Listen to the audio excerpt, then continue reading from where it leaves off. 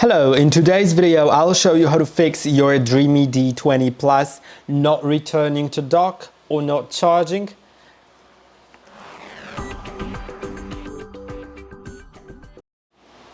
Okay, so first of all, let's divide the issue into not returning to dock and returning but not charging. First, I'll talk about not returning to dock.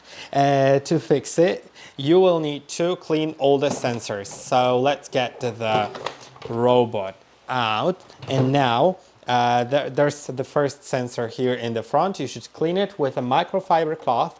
It can be slightly damp or soaked in alcohol, in isopropyl alcohol, but make sure that if you're using water, to use a dry cloth afterwards to prevent leaving stains.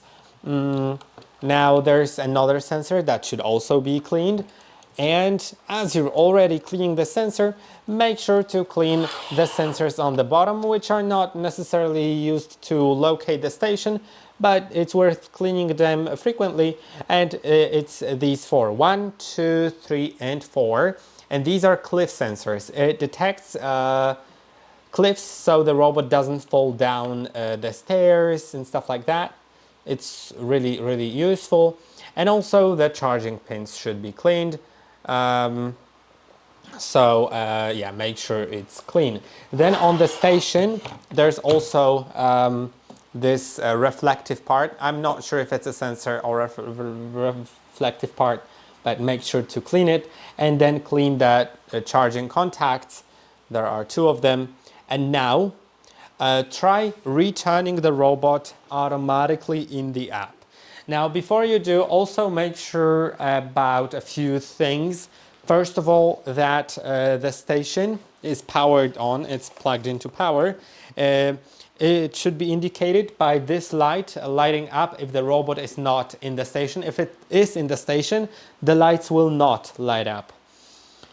And also make sure that on the station from both sides there's at least half a meter of distance from any walls, obstacles and stuff like that.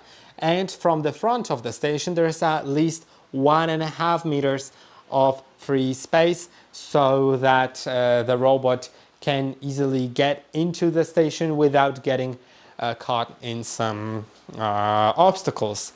So yeah, and also make sure that the station is set on a hard floor, not on a carpet if possible, and on a flat surface in general. And now try returning it by clicking on the button, on the home button on top of the robot, and see if it goes in. If it doesn't, then try putting it in manually by